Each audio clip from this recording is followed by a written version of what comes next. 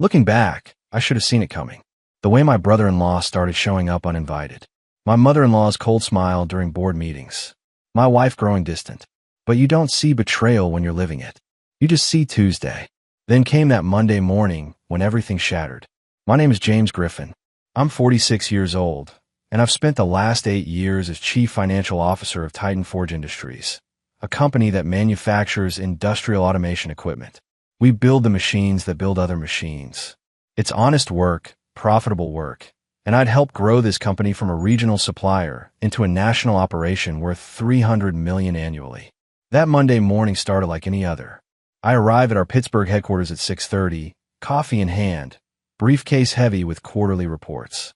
The underground parking garage was mostly empty at that hour, just the way I liked it. Quiet. Time to think before the chaos of the day began. I was checking emails on my phone when I heard the engine. Deep, powerful, unmistakable. A Bentley Continental GT, midnight blue, rolled past me and pulled directly into my parking spot. The spot with my name on it. Reserved, J. Griffin, CFO. The door opened and Derek Kim stepped out. My wife's younger brother. 38 years old, with all the arrogance of someone who'd been handed everything and earned nothing. 6 months ago, he'd been selling timeshares in Florida. Now he held the newly created title of Director of Business Development at Titan Forge, a position that materialized after his mother Margaret bought a controlling interest in the company. He was wearing a suit that probably cost $6,000. His watch caught the fluorescent light, something Swiss and expensive. Everything about him screamed, new money, trying to look like old money. "Morning, James," Derek said, walking toward me. He pulled out his key fob, and without warning, tossed it in my direction. "Park my car, would you? I've got an 8 o'clock with the executive team." The keys arced through the air. I watched them come. My hands stayed at my sides. They hit the concrete with a metallic clatter, bouncing once before sliding under his Bentley. Derek stared at me. "Did you just—" "I'm the CFO of this company," I said, my voice level.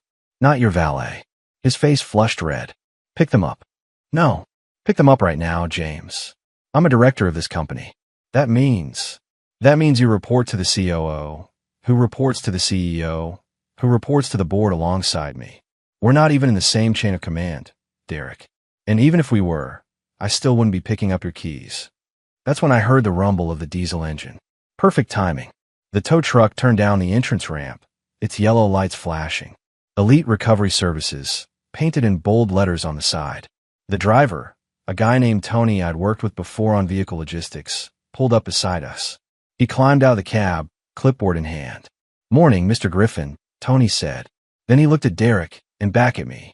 "Got your message about the repossession. Which vehicle are we taking today?" Derek's face went from red to white. "What?" I raised my hand and pointed at the Bentley. "Start with that one. It's parked in my spot." Derek's face went through about 5 different expressions in 3 seconds. Confusion, disbelief, anger, fear, then back to anger. "You can't repossess my car. That's theft. I'll call the police." "Go ahead," I said. I pulled out my phone and held it toward him. "Call them. While you're at it, explain to them how you committed loan fraud to purchase it."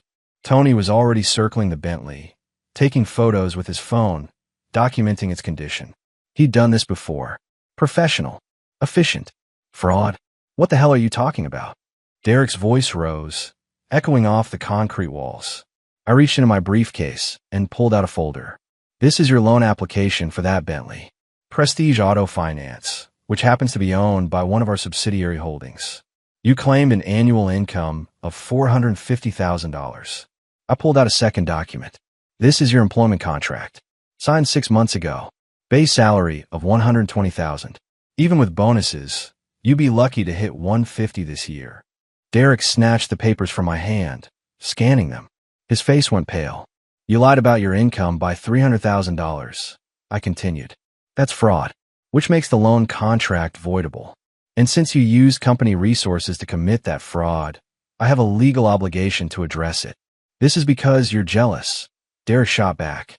"You can't stand that I'm making my mark here, that I'm building relationships you never could." I almost laughed. Building relationships? Derek, in 6 months you've managed to alienate half the senior staff. You've submitted $60,000 in fraudulent expense reports. And you've redirected 3 major contracts to companies that pay you kickbacks. His jaw dropped. You've been spying on me. I've been doing my job. Every expense report over $5,000 requires CFO approval. Every contract over $100,000 goes through my office. You really thought I wouldn't notice. Tony had finished his inspection. Mr. Griffin, I need your signature confirming the vehicle removal. I signed his tablet. Derek just stood there, watching his Bentley get loaded onto the flatbed like it was happening to someone else. My mother is going to destroy you for this, Derek said. His voice had lost its edge. Now it just sounded hollow. Your mother should have thought about that before she installed you in a position you're not qualified for. Before she started conspiring with Charles Donnelly to manufacture reasons to fire me. His eyes widened. How did you? Email, Derek. You use company email for everything. Did you really think I wouldn't have access to board member correspondence that went through our servers? The tow truck's engine rumbled to life. Derek's Bentley sat secured on the flatbed, looking smaller somehow. Less impressive. What happens now, he asked. Now you have 2 choices. You can resign quietly today, cite personal reasons, and I'll keep the fraud investigation internal. You'll need to pay back what you owe, but you won't face criminal charges. And if I don't, I looked him directly in the eye. Then I take everything I found to the board, to the SEC, and to the district attorney. Your fraudulent loan, your kickback schemes, your expense report abuse. All of it. You'll be lucky if you're only facing financial crimes. The tow truck pulled away, Derek's Bentley disappearing up the ramp. He bent down slowly, picked up his keys from under where the car had been. You're making a mistake, he said. No, Derek. I'm correcting one. I walked toward the elevator, leaving him standing in my parking spot, holding keys to a car that was already 3 miles away. The elevator doors closed. I rode up to the executive floor alone, my heart steady, my hands calm. 8 years I'd built this company. 8 years I'd let Margaret Kim and her family treat me like a useful tool instead of a partner. That ended today. My assistant Carol was already at her desk when I reached the executive floor. She'd been with me for 6 years, sharp as a knife and twice as reliable. One look at my face told her everything she needed to know. Mr. Griffin, she said carefully, there's been an emergency board meeting called for 2 o'clock this afternoon. Margaret Kim requested it. Expected, I said. Can you get David Brennan on the phone? Tell him I need to see him before the meeting. 11 o'clock if possible. David Brennan was the best corporate attorney in Pittsburgh. He was also, as I discovered 3 months ago, while digging through old company records, Margaret Kim's former lover from 25 years back. They'd had an affair when he was a junior associate, and she was married to her late husband. He'd told me about it himself when I hired him, said it gave him extra motivation to make sure everything was handled by the book. Already called, Carol said. He's expecting you at his office at 10:30. I nodded. Pull together Derek's complete employment file. Every expense report, every email, every contract he's touched since he started. Already done. It's on your desk. This was why I paid her well. Inside my office, I found 3 folders waiting. Carol had organized everything by category. Fraudulent expenses, kickback schemes, and the email conspiracy between Margaret and Charles Donnelly. I spent the next 2 hours reviewing every detail, making sure I could defend every claim I was about to make. At 10:15, my office door opened without a knock. Elena stood there. My wife looked tired. Her dark hair was pulled back in a severe bun. She was wearing all black, like she was going to a funeral. Maybe she was. James, we need to talk. Not now, Elena. Derek called me. He's devastated. He says you stole his car and you're trying to destroy him. I looked up from my papers. He committed fraud. I'm addressing it. There's a difference. He's my brother. He's family. And I'm your husband. Or did that stop mattering when your mother bought into the company?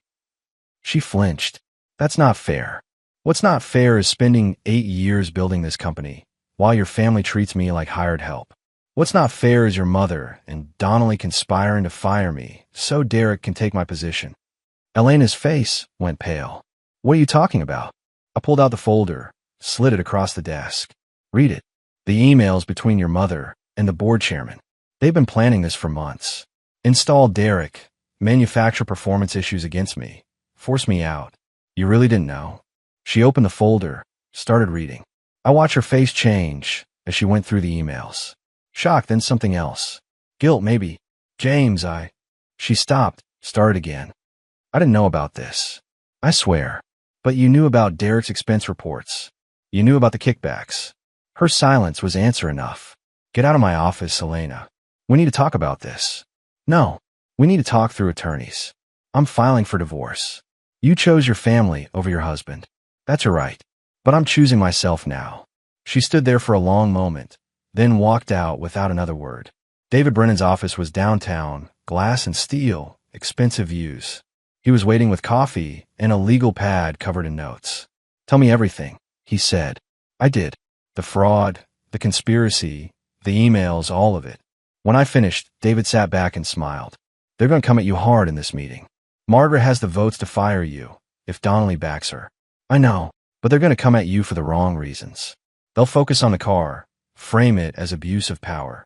Meanwhile, we'll be focused on the fraud, the conspiracy, the fact that a board member has been actively working to remove a sitting executive without cause. He pulled out a document. I took the liberty of drafting this. It's a letter to the board outlining what you know and what happens if they try to terminate you without cause. I read it. It was devastating. If we send this, there's no going back. James, David said gently. It became war when Margaret decided you weren't good enough. You're just finally fighting back. At 2:00, I walked into the boardroom. Margaret sat at one end, flanked by her attorney. Charles Donnelly sat at the head of the table. The other board members looked uncomfortable. Let's begin, Donnelly said. Charles Donnelly cleared his throat, looking everywhere except at me. This emergency meeting has been called to address serious concerns regarding the conduct of James Griffin, our chief financial officer. Margaret's attorney, a severe woman named Patricia Vance, stood up. Mr. Griffin orchestrated the illegal repossession of Derek Kim's personal vehicle this morning. He abused his position, violated company policy, and engaged in what can only be described as workplace harassment. I stayed silent, waiting. We have witnesses, Vance continued. Multiple employees saw the incident. Mr. Griffin humiliated Mr. Kim in front of staff, had his vehicle towed, and threatened him with false accusations of fraud. False accusations. I said quietly, you claim Mr. Kim committed loan fraud. That's a serious allegation with no basis in fact. I opened my briefcase, pulled out the folder. This is Derek's loan application for the Bentley. He claimed an income of $450,000. This is his employment contract showing his actual salary of $120,000. The math doesn't work, Ms. Vance. I slid copies across the table to each board member. Diane Fletcher, one of the independent directors, studied the documents. These numbers are significantly different. Significantly fraudulent, I said. The loan was processed through Prestige Auto Finance, our subsidiary.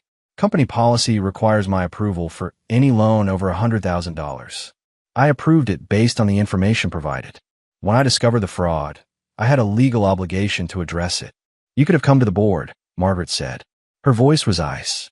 I could have. But 3 weeks ago, I sent Derek a private email offering him the chance to refinance legitimately. He forwarded it to you with a note saying I was harassing him. I have the email chain. I pulled it out, distributed copies. Margaret's face tightened. Furthermore, I continued, the car repossession is standard procedure when we discover fraud in our lending operations.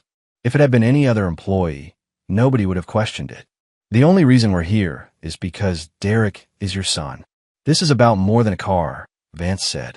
Mr. Griffin has been conducting a vendetta against Mr. Kim since he joined the company. A vendetta? No, an investigation. Because Derek's loan fraud isn't the only issue. I pulled out the next folder.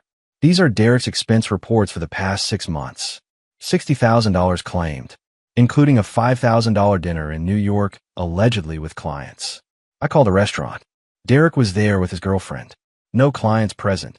Another document. A $10,000 consulting fee paid to Brightstar Solutions. The company doesn't exist. No employees, no website, no business operations. The check was cashed by Derek's college roommate. I kept going, pulling out receipt after receipt, contract after contract. The golf trip to Scotland. The first-class flights. The personal purchases on the company card. Mr. Griffin, Diane Fletcher said slowly, how long have you known about this? I started noticing irregularities 3 months ago. I've been documenting everything since then, trying to determine the full scope before bringing it to the board. 3 months. Margaret's voice rose. You've been spying on my son for 3 months. I've been doing my job. As CFO, I'm legally required to investigate financial irregularities. If I'd ignored this, and it came out during an audit, I could be held personally liable. The company could face fines. Charles Donnelly had been reading through the documents, his face growing darker. Margaret, did you know about any of this? My son made some mistakes with paperwork. That doesn't justify this witch hunt. Paperwork. I pulled out the final folder. Let's talk about paperwork. These are emails between you and Chairman Donnelly discussing how to manufacture performance issues against me to justify my termination. The room went silent. I distributed the copies. Watched the board members read. Watched their faces change. You've been planning to fire me for months. Install Derek in my position, despite his complete lack of qualifications. You saw my job as a family inheritance he was entitled to. Margaret stood abruptly. This is outrageous. Those are private communications. Sent through company email servers, which means they're discoverable in any legal proceeding. And there will be legal proceedings if you attempt to terminate me without cause. Donnelly's face had gone gray. James, those emails were taken out of context. Were they? Because they seem pretty clear to me. You were conspiring to remove a sitting executive to benefit a board member's family. That's a breach of fiduciary duty. The silence in the boardroom was thick enough to cut. Board members were still reading through the emails. The evidence of conspiracy laid bare in black and white. Margaret's attorney, Patricia Vance, recovered first. These documents were obtained illegally. They're inadmissible, Anne. They were obtained through legal access to company email servers. I interrupted. As CFO, I have authorized access to financial communications. There's nothing illegal about it. Diane Fletcher looked up from the documents, her face troubled. Margaret, these emails show you and Charles discussing how to manufacture performance issues against James. How to make his termination look justified when it wasn't. Those were strategic discussions about leadership transitions, Margaret said, but her voice had lost its certainty. Strategic discussions? I pulled out another document. This email from you to Donnelly is dated April 15th. You wrote, and I quote, "We need to document anything that makes James look incompetent. Missed deadlines, bad judgment calls, anything we can use. Once we have enough, we can remove him and install Derek as CFO." Charles Donnelly's face had gone ashen. Margaret, you told me James was underperforming, that the board had concerns. I'm the board. Margaret snapped. I own 40% of this company. You're a board member, Diane corrected, not the board. And this behavior is completely unacceptable. You've been conspiring to remove an executive for personal reasons to benefit your son. Richard Alvarez, another independent director, spoke up. He was a private equity veteran, tough as nails. Let me make sure I understand this. Derek Kim committed loan fraud, expense report fraud, and took kickbacks from vendors. Margaret knew about this, and instead of addressing it, she tried to remove the one person who was actually doing his job and investigating it. My son made some errors in judgment, Margaret said. James turned those errors into a vendetta because he resents our family's success. I almost laughed. Your family's success? Margaret, I helped build this company from a $20 million regional operation into a $300 million national business. I structured the deals, managed the finances, ensured compliance.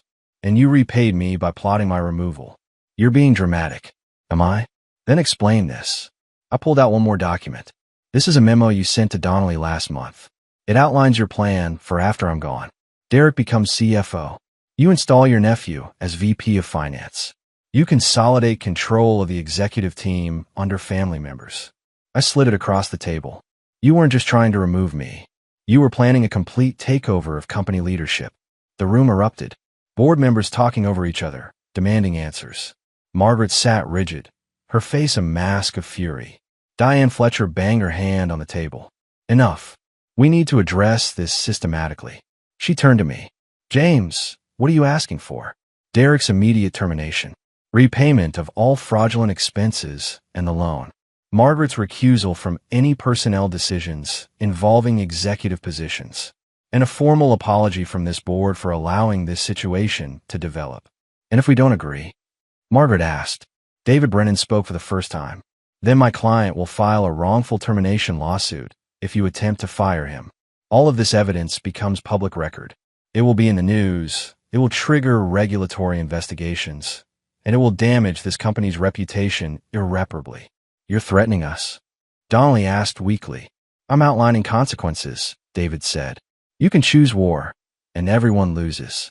Or you can choose accountability, and we move forward professionally. Diane looked around the table. I move that we take a 30-minute recess to discuss this privately. The motion passed. I left the boardroom with David, leaving them to argue among themselves. In the hallway, David clapped me on the shoulder. You did well in there. Stayed calm, presented facts, didn't get emotional. I don't feel calm. Good. Use that. But don't show it. 28 minutes later, we were called back in. Diane Fletcher spoke for the board. We've reached several decisions. First, Derek Kim's employment is terminated effective immediately. He'll be required to repay all fraudulent expenses within 90 days. Margaret's face was stone. Second, Margaret Kim will recuse herself from all personnel decisions involving executive positions. Third, Chairman Donnelly will undergo ethics training and will face a board review in 6 months. Donnelly nodded, defeated. Fourth, the board formally apologizes to you, James, for failing to prevent this situation. I nodded. And the conspiracy to remove me ends now, Diane said firmly. You have our word. The board meeting ended at 4:30. I walked out of that room knowing I'd won the battle, but the war was far from over. Margaret's face, as she left, told me everything I needed to know. She wasn't done. Not even close. Carol was waiting in my office with coffee and a concerned expression. How bad was it? Derek's fired. Margaret's neutered. I'm still CFO. Then why do you look like someone died? Because my marriage probably did. I spent the next hour reviewing financial reports, trying to distract myself from the reality of what came next. At 6, my phone rang. Elena. I debated not answering. Then I picked up. James. Her voice was thick, like she'd been crying. Can we talk? In person. I don't think it's a good idea. Please. I'm at the house. Just give me 30 minutes. Against my better judgment, I agreed. The house we'd shared for 8 years sat in an upscale Pittsburgh suburb. Colonial style, for bedrooms, perfectly manicured lawn. I'd always thought of it as home. Now it just looked like real estate. Elena met me at the door. She'd been crying. That was obvious. Her eyes were red, her face blotchy. Come in, she said. We sat in the living room, the space between us feeling like miles instead of feet. Derek's devastated. Elena started. He called me from the airport. He's leaving the country, going to Singapore to work for one of my mother's contacts there, running away from his problems. That sounds about right. Don't be cruel, James. Cruel? Your brother committed fraud. He took kickbacks. He abused his position. And when he got caught, he tried to destroy me. But I'm the one being cruel. He made mistakes. He committed crimes, Elena. There's a difference. She was quiet for a moment. My mother wants to sue you. For defamation, for harassment, for wrongful repossession. Let her try. Everything I said in that boardroom is documented and true. She won't win. She doesn't need to win. She just needs to make it expensive and painful for you. I looked at my wife, really looked at her, and realized I was seeing a stranger. Is that why you asked me here? To threaten me on your mother's behalf? No. Her voice faltered. I asked you here because I found something you should see. She pulled out her phone, opened a folder, handed it to me. Photos. Dozens of them. Elena and a man I didn't recognize. Having dinner at expensive restaurants. Walking into hotels. Kissing in parking lots. My stomach dropped. How long? 18 months. His name is Jason Garrett. He's a venture capitalist. Works with some of my mother's business partners. 18 months. While I was working 80-hour weeks building the company, she'd been building something else. Why are you showing me this? Because you deserve to know the truth. And because... She stopped, started again. Because I'm pregnant. 12 weeks. The world tilted. Is it mine? Her silence was the answer. We haven't slept together in 4 months, Elena. The math doesn't work. I know. I stood up, my hands shaking. Not from anger, from something else. Relief, maybe. This made everything simpler. I want a divorce. My attorney will send the papers to yours. We can split assets fairly, but I'm keeping this house. James, please. You chose him. You chose your family. You chose everyone except me. That's fine. That's your right. But I'm done. I walked to the door, then turned back. One question. Did your mother know about the affair? Elena's expression told me everything. She knew. She helped arrange it, didn't she? Jason works with her contacts. This wasn't a random affair. This was planned.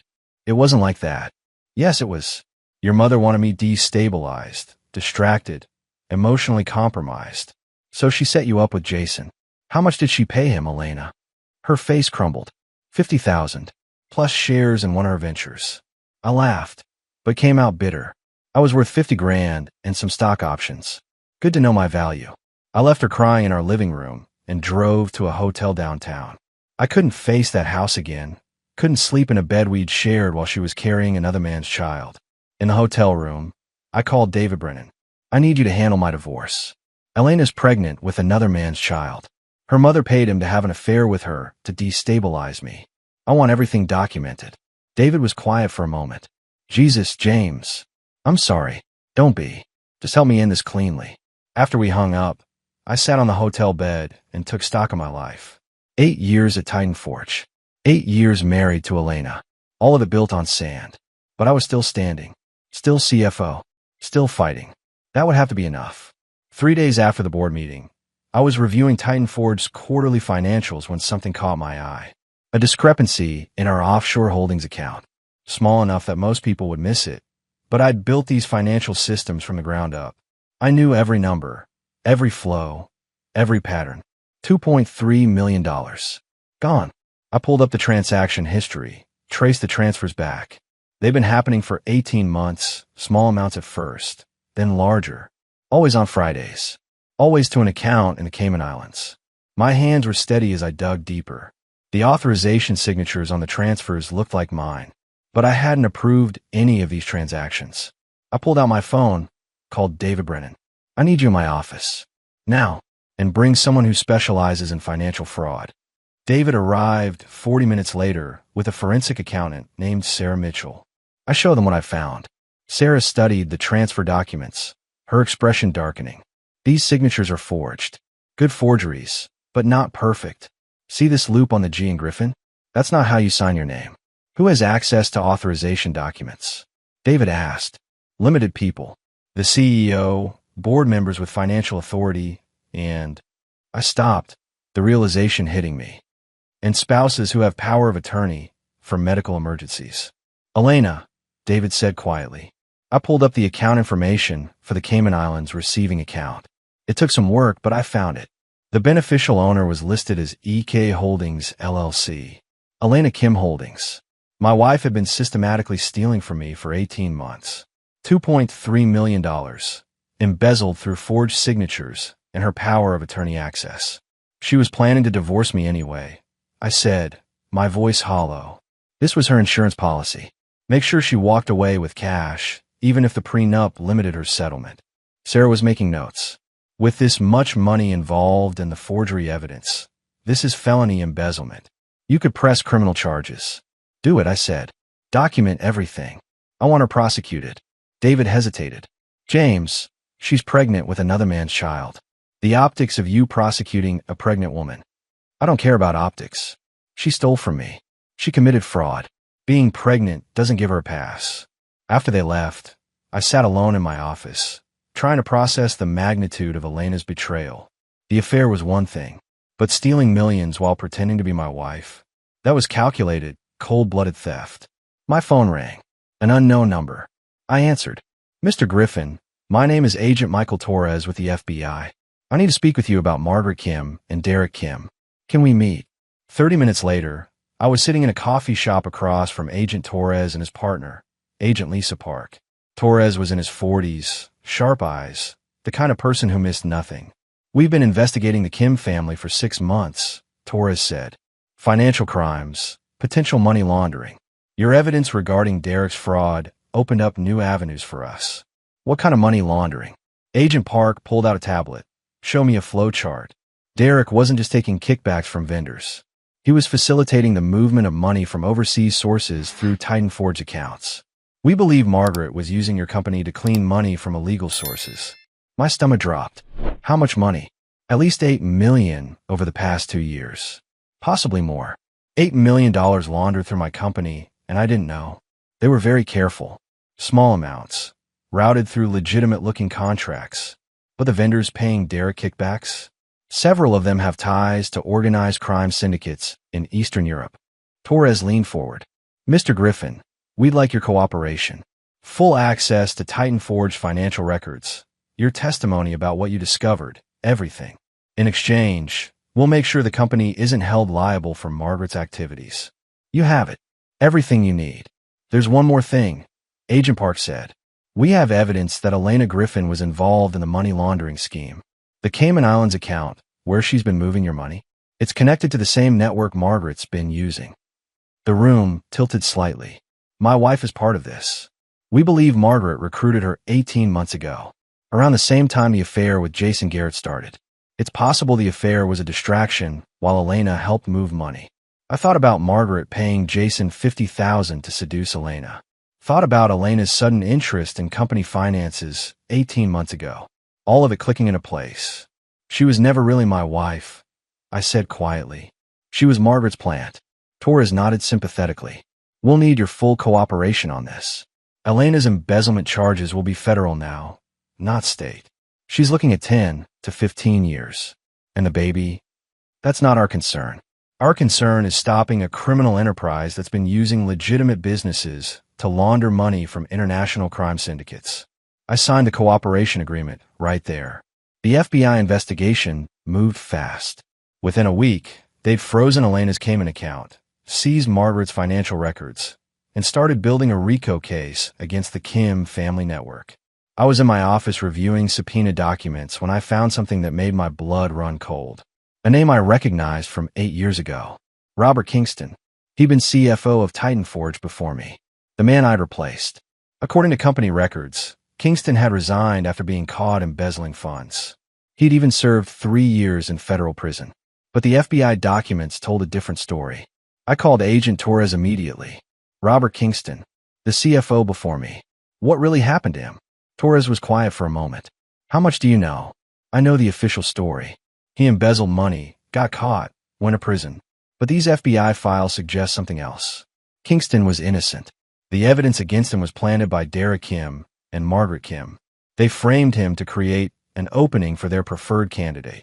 The room spun. They framed an innocent man? Sent him to prison? Yes. We've known about it for 2 years, but we didn't have enough evidence to overturn the conviction. Until now. Your evidence about Derek's fraud patterns matches exactly what was done to Kingston. Same forged signatures, same fake transactions, same setup. Where's Kingston now? He got out of prison 18 months ago. Last known address is in Cleveland. He's working as a bookkeeper at a small accounting firm. Couldn't get his CPA license back because of the conviction. I hung up and immediately called David Brennan. I need you to find Robert Kingston in Cleveland.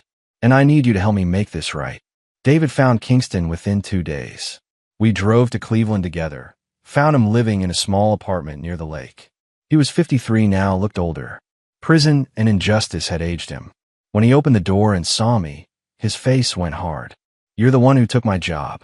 I know, and I'm here to tell you that I'm sorry. I didn't know you were innocent. But I know now, and I'm going to fix it. I showed him everything. The FBI investigation, the evidence of the frame job, the proof that Derek and Margaret had destroyed his life to make room for their schemes. Robert sat down heavily on his couch, reading through the documents with shaking hands. 8 years. I lost 8 years of my life. My wife divorced me. My kids won't speak to me. All because of them. The FBI is reopening your case. With this evidence, they can overturn your conviction. David here will represent you pro bono. We're going to clear your name. And then what? I'm still a 53-year-old ex-con with a gap in my resume. Who's going to hire me? I pulled out an envelope. Titan Forge is going to hire you. As a special financial advisor, reporting directly to the board. Same salary you had as CFO, full benefits, and a formal apology from the company. You'll help us rebuild the systems that Margaret corrupted. Robert stared at me, tears forming in his eyes. Why? Why would you do this? Because it's the right thing to do. And because I know what it's like to have the Kim family try to destroy you. You deserve better. We all did. He took the envelope with trembling hands. Thank you. 2 weeks later, The FBI arrested Elena at her mother's estate. She was charged with embezzlement, money laundering, and conspiracy. Margaret was arrested the same day, along with Derek, who they tracked down in Singapore. I watched the news coverage from my hotel room. The fall of the Kim family empire, broadcast across every channel. My phone rang. My sister Amy, who I hadn't spoken to in 6 months. James, I saw the news. Are you okay? Not really, but I will be. I need to tell you something. Her voice was strained. Margaret approached me a year ago. She offered me $5,000 a month to keep her informed about you, about your mental state, your plans, your vulnerabilities. My hand tightened on the phone. Please tell me you didn't take it. Silence.